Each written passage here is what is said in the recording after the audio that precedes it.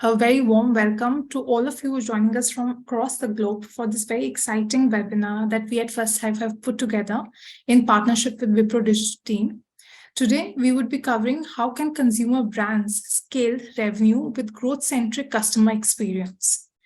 Today, we would be joined by Praveen Mohankumar, who is Global Practice Head Digital Marketing for Wipro, and Aditya Bhamidipaty, founder and CEO of FirstHive. The entire webinar has been designed to be extremely exciting in the format of a fireside chat.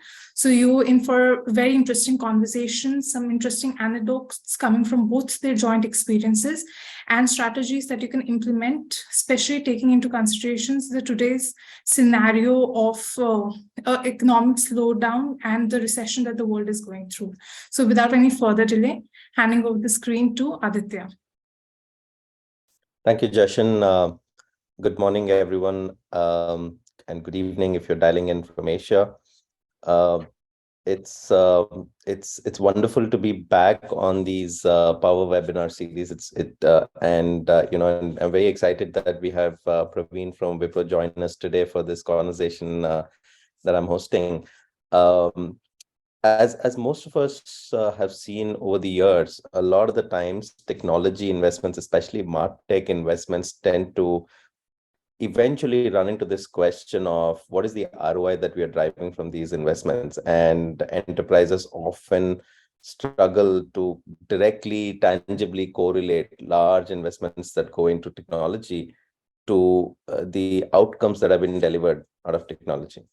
And from a consumer marketing standpoint, the ultimate goal or the eventual objective for any enterprise is really to be able to deliver superior customer experience or accelerated customer acquisition. And in today's world, it becomes even more critical as enterprises look at their technology investments, their technology stacks, or their marketing initiatives to say, how do we drive investments, or how do we get to utilize our existing stacks to deliver significantly higher growth? And whatever we do for growth has to enhance the customer service or customer experience along with that growth objective. And hence, it's really at that intersection of both driving strong, meaningful growth for the enterprise and driving strong, meaningful uplift in customer experience. That is where we reach sustainability of outcomes for the enterprise. And this is obviously a very, very exciting topic, and it's one that we've seen over and over kind of play out in different discussions. So very, very excited to once again, Praveen, welcome to the webinar. And I'd love if you could kind of introduce yourself to the audience, and then I have my first question ready for you. Aditya, first of all, thank you for having me on this webinar. And hello, everyone. Good morning, good evening. Praveen Mohankumar. I'm a global practice leader for marketing technologies at Wipro, been in transformation space for 2+ decades now. And this is an exciting times for especially CDP. Like Aditya mentioned, it is a times of exciting times to look at the data. With the power of data, how do we drive the personalization and have an exponential growth? So glad to be here, Aditya, again. Thank you for having me. Sure. So Praveen, over the years, through your experience, you would have supported multiple enterprises in their marketing strategy and their technology adoption. How has what have you seen in terms of the enterprise's focus on driving growth and customer experience as a joint objective, and how has your experience been as you navigated those objectives for the enterprise? So that's a great question. These are 3 important parts, which are focus areas for our businesses that we see at this moment. First is, how do you drive the personalization? It's not a one-size-fits-all experience. Rather, it's a tailored experience based on the channel, based on the profile, customer profile. Like, how do you kind of look at each individual as a person rather than kind of, a group of people, right? So how do you drive the personalization and also have more conversion rates based on kind of offerings, next best offer or an action? That is driven by data, right? That's where the CDP comes into a critical part of this, where the customer data from first party as well as second party data, if you have a partner data that's coming in, how do you enrich your data into your profiles and look at those profile and enrich those and create and kind of moment that would have next best action or an offer in a real time. It's critical. Most of our customers are spending time in identifying this first and second party data segments, elements, and enriching them, creating a 360-degree view of the customer profile itself, and then create those kind of, leverage AI and ML to kind of, create next best action or an offer. And these are the exciting times for CDP, especially where D2C has been predominantly kind of, key focus for the customers as well. What's your thought, Aditya? Do you see the similar pattern in your space as well? Yeah, from a FirstHive standpoint, we've seen enterprises approach this dual objective of growth and customer experience in two ways. Depending on where the decision making is being driven from. There are some customers who approached it from the here and now, perspective. So the approach to the problem is more from the communication campaign perspective, saying how do we drive more efficiencies there in terms of campaign ROIs. These typically, therefore, tend to be a lot more, I would say, a lot more specific in terms of the immediate objectives, but they're not necessarily enterprise-wide opportunity discussions around, okay, where is all the growth opportunity, where is all the data unlocking, and so on. But there are also enterprises that committed not from the immediate transactional objective, but from really more from an enterprise-wide goal of saying, how do we really unlock all of the data that's sitting across all the different data silos that exist within the enterprise, transactional communication channels being one of that subset of data sources. And there the objective really starts from really transforming the overall customer experience with the brand, not just from a communications or not just from a marketing communication standpoint. And those tend to take a larger view, but the moment you take such a large view, you're also then running into a lot more complexity around being able to drive tangible ROI goals, because different consumption teams have different ROI use cases for that data. So there we've seen that the use cases then will revolve around two objectives, leading and lagging. And the lagging ones go back and sit on top of that communication campaign side, whereas the leading ones really will be around unlocking of data asset for the enterprise and the ability to deliver enriched information. And so I think we've seen enterprises navigate this objective in two different ways. Yeah. But I think the evolution that we've seen over the years has been quite dramatic in enterprises, getting to significantly higher clarity on the why this initiative is being driven, and the zoning in of the outcomes into those two clear, I would say, impact areas. One is how do we acquire faster, better, sharper? And for that purpose, we want to understand both the prospect and the known customer space and get to a unified view of all the touch points that are happening. And two, ensure that there is superior customer experience, which then leads to higher transactions, better throughputs, higher checkout rates, and so on and so forth. So I think that zoning in is happening. Depending on the specific enterprise, we see cycles sometimes change. But but it's been in, I think there's been a significant evolution in that space, though. Absolutely. I totally agree with you. Yeah. How do you see this whole thing in the context of this current environment, Praveen, where I think there is definitely a higher sense of market risk that is there in terms of where the economy is headed, and some companies have already seen slowdowns, in the last results that were announced. Some are anticipating and therefore sitting tight for Q1 to see how this is going to unfold.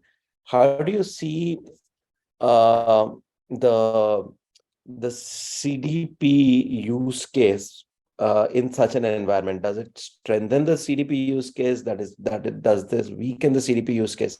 Because often you will kind of come down to saying, hey, is this a feature on top of an existing stack? Is this the core stack? And is this an accelerator for my gains, or is this an additional cost-led item which has a longer, it has a lag before the returns start coming in? How do you see this playing out? That's a great point. I mean, now most of our customers are looking at optimizing their cost, OpEx cost, operation expenses cost, right?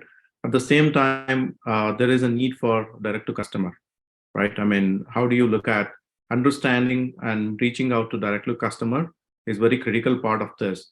And most of the customers are focusing on kind of their spend wisely onto the kind of, areas which they can see an immediate ROI, return on investment. That's where CDP comes into play, especially the product like FirstHive. You guys have like, rapid build and kind of, scale and deploying MVPs within 16 to 24 weeks of engagement. That's an kind of, best example that we can see that customers are looking at quick wins. First is the quick wins, and also looking at quick success as well in terms of KPIs and metrics, how they can track and also convert most of the conversions, increasing the conversions as well as the kind of spend wisely. So in terms of CDP, I see a kind of great opportunity here, especially during slowdown times, to kind of think big and start small. And FirstHive fits very well here in this aspect. I would believe like having those kind of ideation and build and deploy quicker MVPs to test the market, as well as kind of go back and fine tune those kind of approach and thought process into this.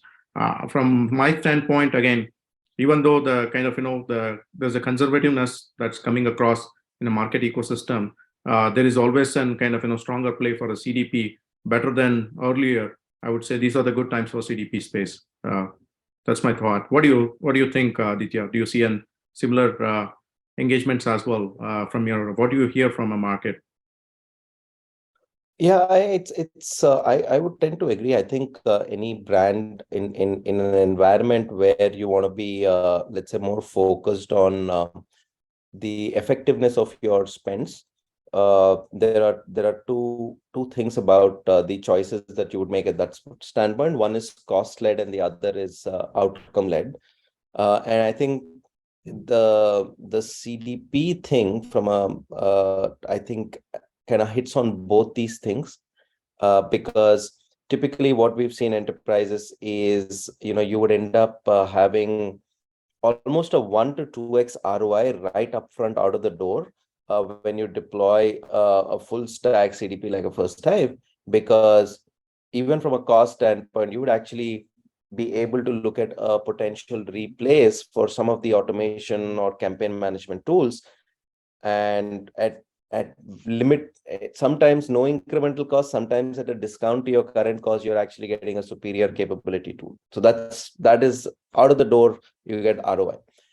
But I think the interesting thing is what happens from an outcome standpoint, because you start getting this omni-channel capability, you're getting the entire customer data platform underneath all the automation, the ability to drive unprecedented personalization, automations, and in some ways autonomous delivery of campaigns to customers, I think really unlocks the opportunity for enterprises, which is really what you're looking at. How do you, the need to differentiate your brand in an environment that is slowing down, or that you believe has a higher need for relevance for the consumer to come back and transact, means that there is a significant premium that you have to place on customer experience, because the bar just went up in driving the transaction from the consumer.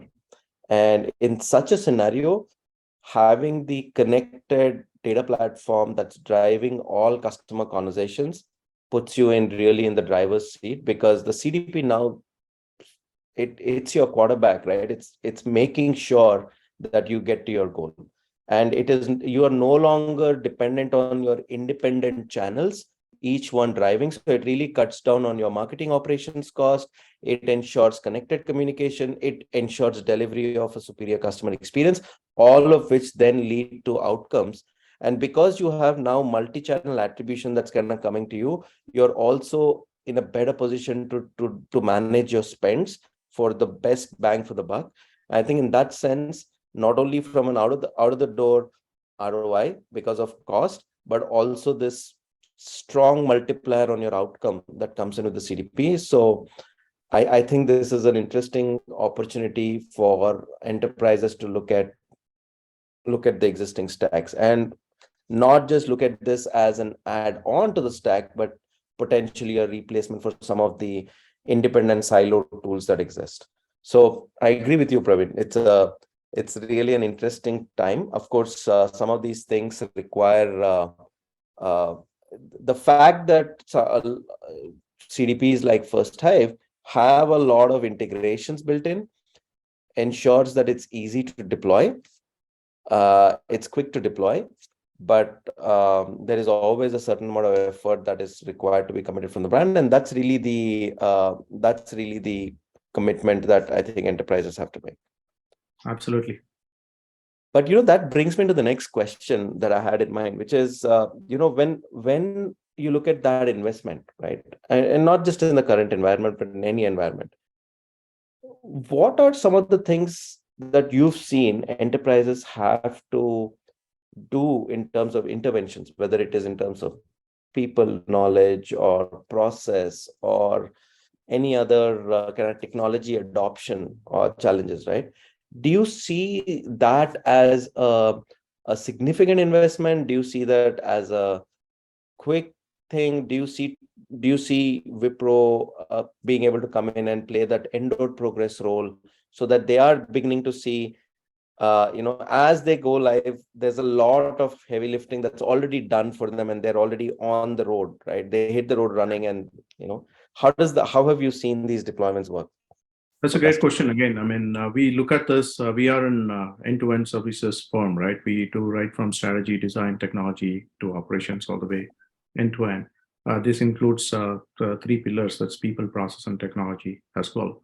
So in terms of the kind of implementation for any of this best-in-class experience, these are the three important things that we need to consider. First is people. How do you bring the kind of people into this equation and drive an empathetic experience, right? I mean, you will use concepts such as design thinking process to create an experience, having those things kind of which brands kind of enrich their experience, leveraging design thinking processes, right? Second thing is in terms of people, how do you bring internal stakeholder? It's an outside in versus inside out kind of an approach that we follow, where we bring in kind of a lot of experiences from an industry, as well as kind of look at your customer's ecosystem and see that what are the things that needs to be tailored or kind of brought in together. For example, we are working on a large manufacturing brand for kind of consumer electronics. So what we have seen there is there are different segments, different pockets of products that's been kind of focused for each segment of the market. But there is always in cross-pollination, cross-sell opportunities that are come in.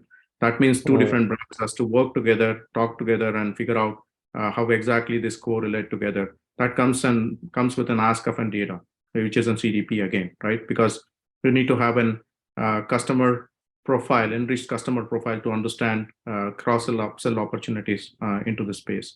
Next is in terms of processes. So like I mentioned, there is always an viewpoint in kind of cutting down an operation expenditure as well as optimizing the processes. And we do a process re-engineering as part of our offerings itself.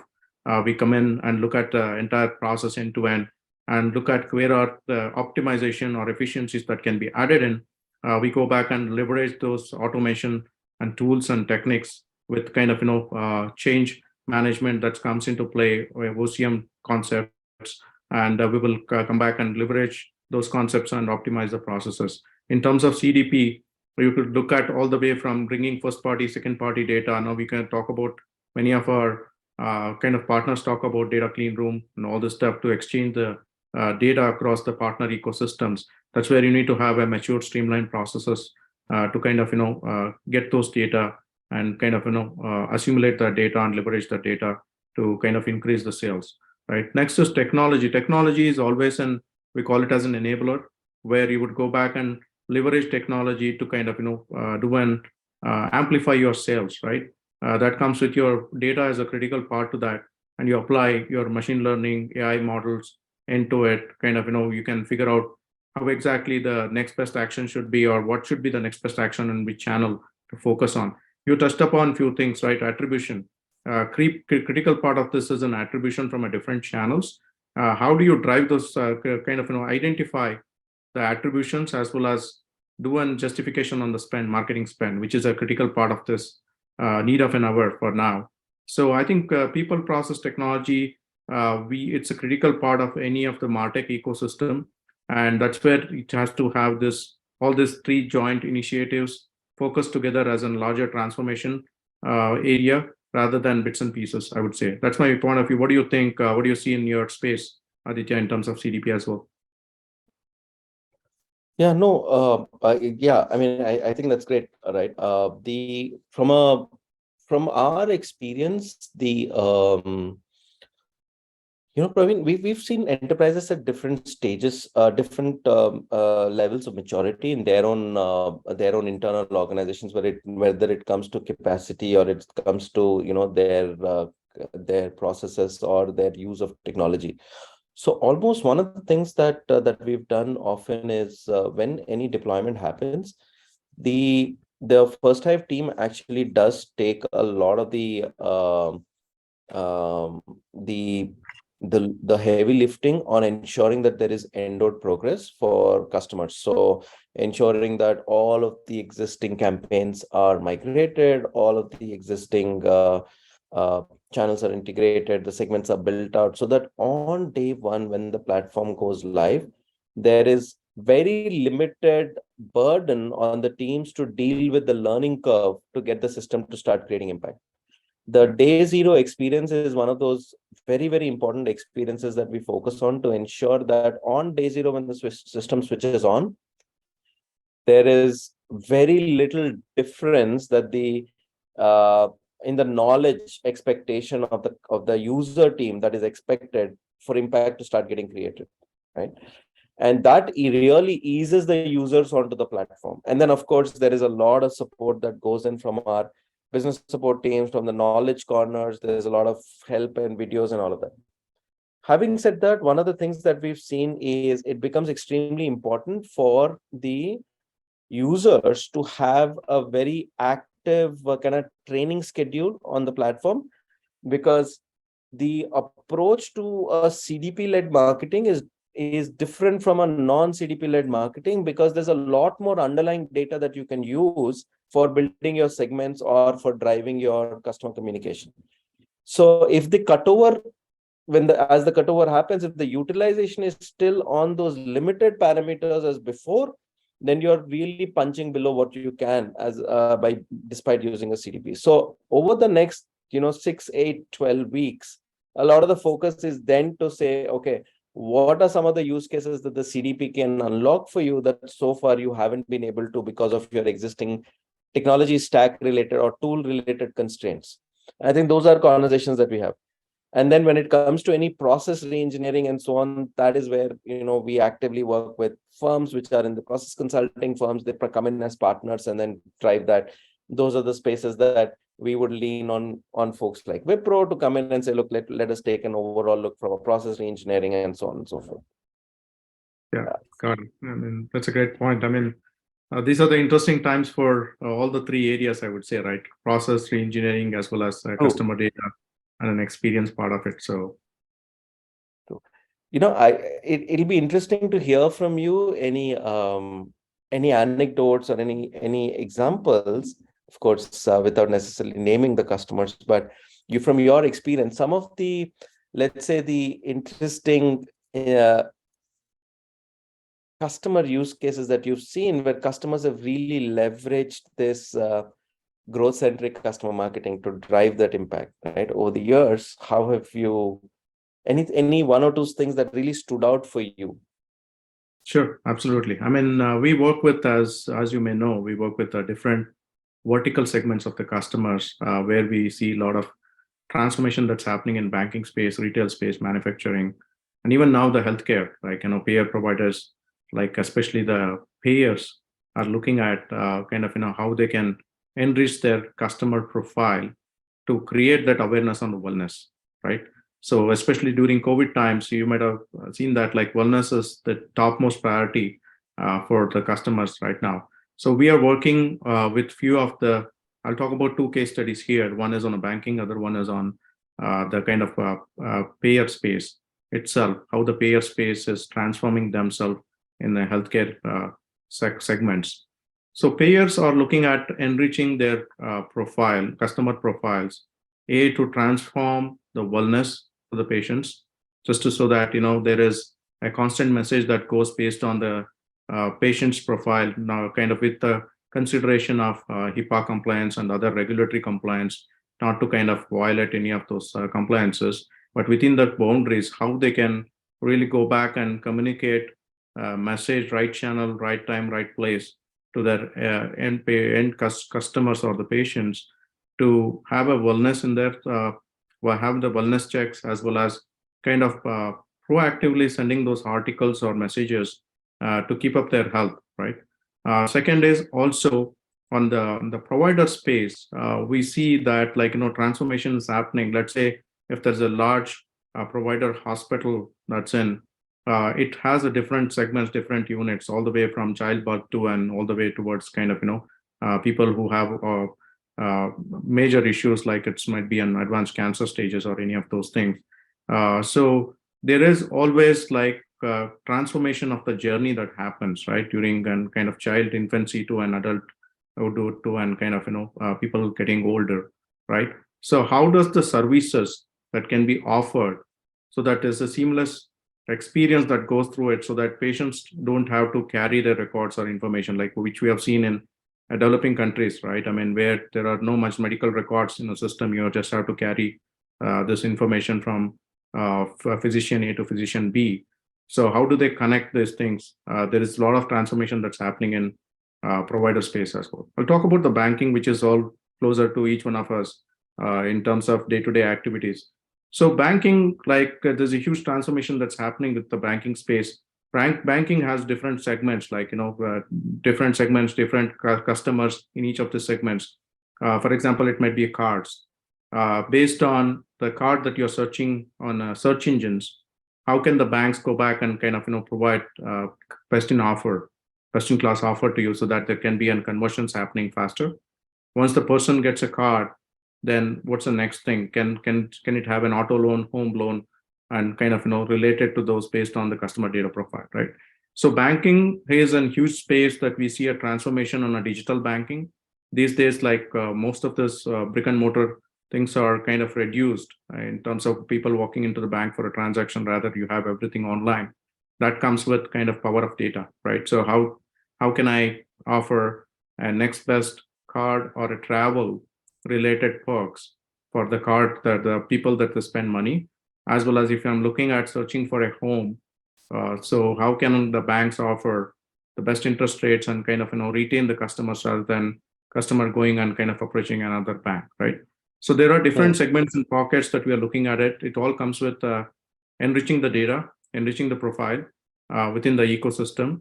It may be first party data, it may be a second party data from your partner, and enriching those profiles and creating those segments to create a next best offer or an action, right? So that's a trend that we see. Again, healthcare, and the reason why I talked about healthcare is we always see that healthcare is a little slow in adoption, but they're picking up as well. That's one of the things that I wanted to bring it up, saying that the payer provider space in healthcare is also picking up. Even we work with the pharma companies as well. We see a lot of kind of transformation that's happening in life sciences as well. Got it. Very, very exciting times for sure, though, here. Absolutely. I have a couple of questions that have come up, Praveen. So let me start picking them up. The first question is, as we head towards recession and inflation, what are your what are top tips or strategies that you suggest a brand can implement to counter the effects of this economic downturn? Absolutely. That's a great question again. So brands have to, it's a competitive world these days, right? I mean, you have a lot of kind of new age brands that are coming in competing with a kind of, big giants, in fact, right? So in order to enrich the brand experience, like you mentioned earlier, right? I mean, it's the topmost priority is to make sure that the best-in-class experience is driven for their end customers, right? Because if I have few minutes to make a decision on buying a product, if I'm getting the right information which is relevant to me rather than not searching too much, and if I can kind of buy it within 1 or 2 clicks, that's important for the brands to focus on, especially during slowdown times. And kind of how do we provide a relevant offer so that makes more kind of conversions, higher conversions, as well as uplift the cross-sell opportunities as well. Second thing is what I see is like kind of leveraging data for most of the space, right? For that matter, if the brands are looking at investments, I would say optimal investment is to look at a quick prototype, or I would call it as MVP, build and quick MVP, and iterate that, ideate that, and kind of check out this in the kind of your growth marketing space, right, where you run a campaign and kind of ideate those things and look at your attributions itself, because most of the times it's like attribution is one of the key important space where the marketing spends are kind of calculated and checked on a return on investments. So brands would look at their optimizing their marketing operations into this space, right?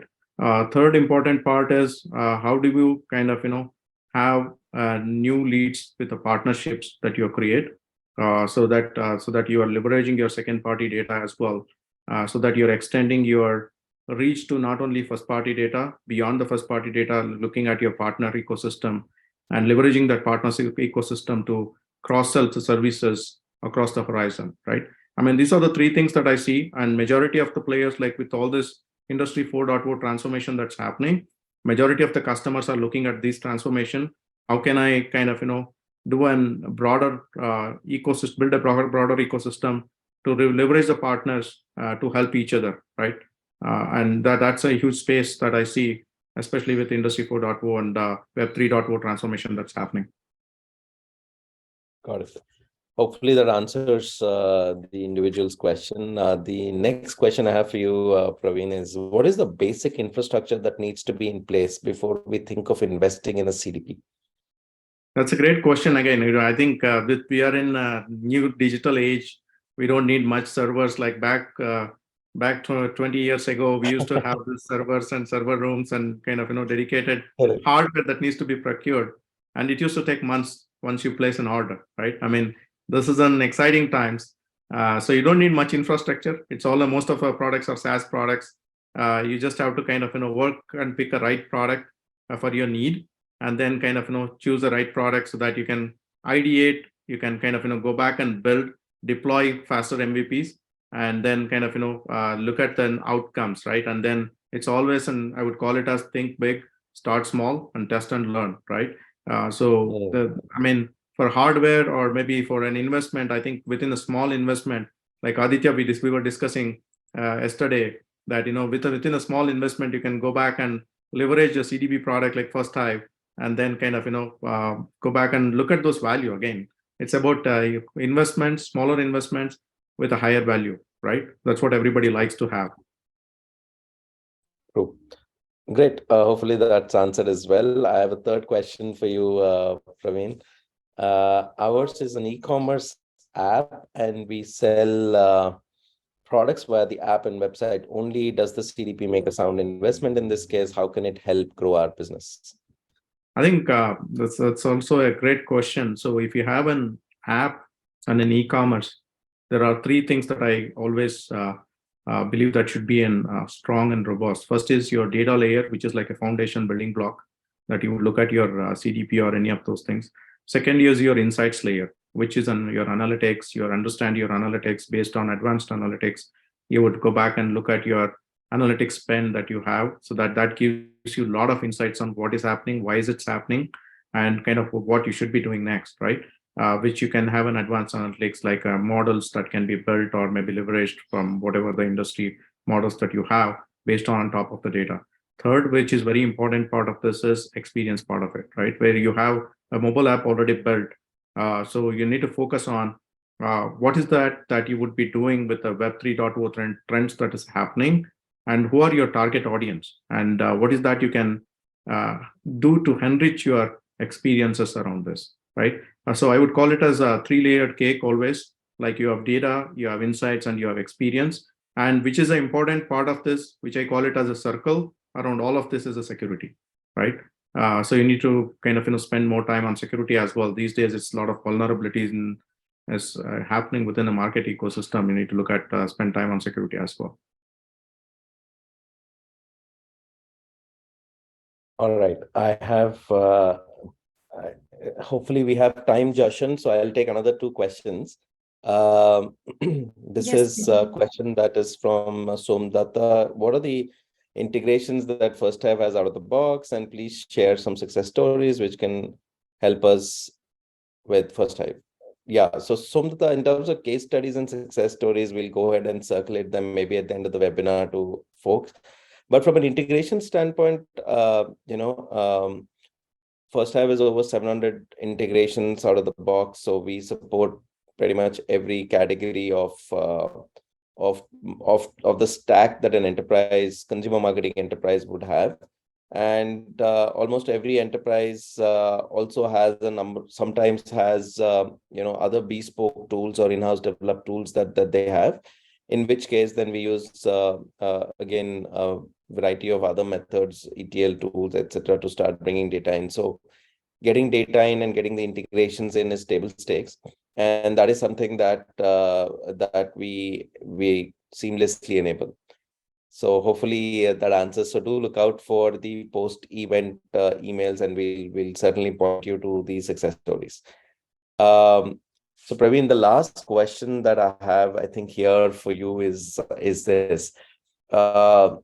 One of the points that came up in the conversation was where the CDP can act as a replacement for some of the existing tools in the stack of an enterprise, right? So where do you see the replace versus complement line for a CDP in an existing MarTech stack?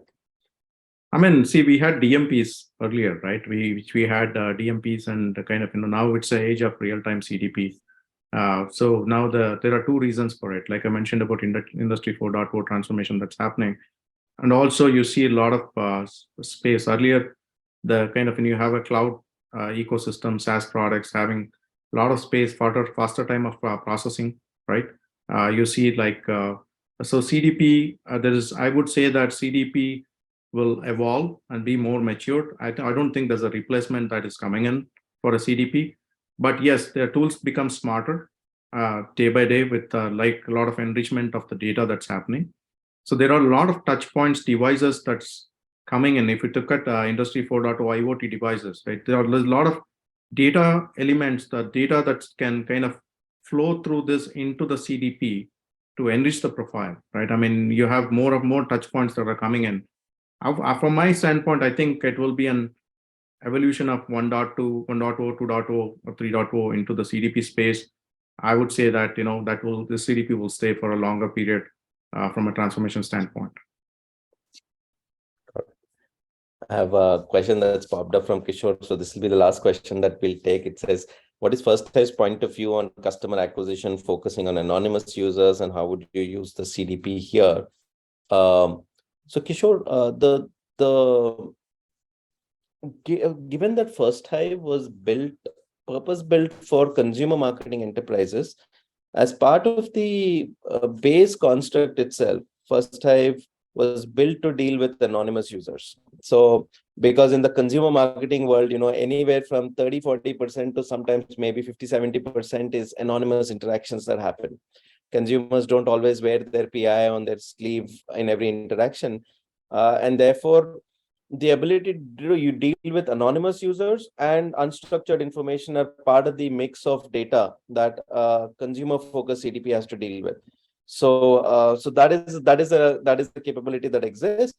Now, in terms of the use cases, in terms of where the anonymous interactions, how can a CDP help in terms of driving the customer experience or customer acquisition there? Multiple use cases come up. It can be the web personalization piece where you don't know the user still, but you can still deliver differential and specific communication to an anonymous user. You can do targeted retargeting of that user, even though the user is anonymous. You can do activation inorganically on networks.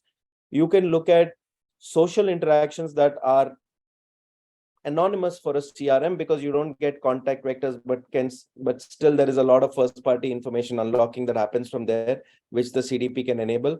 So multiple use cases that exist for the anonymous use case. The other thing is, in a lot of companies, anonymous is equated to new to brand, which is not the case. Anonymous could very well be an existing customer who's delivering an anonymous interaction. And therefore, the anonymous is not just for an acquisition objective. It could also be for an experience or an upsell objective for an existing customer. And that is, again, where the CDP kind of comes in and plays a role. So, we're happy to chat more. Let's pick up the conversation after the event, and we'd love to talk more. All right, this was great. Praveen, once again, thank you so much for taking time. This was, hopefully the folks found it useful, but I really enjoyed the conversation, and thank you for being on the webinar, and we are very excited about this collaboration with Wipro and look forward to more such conversations. Likewise, we look forward to a great partnership, Aditya, and thank you for having me in this session.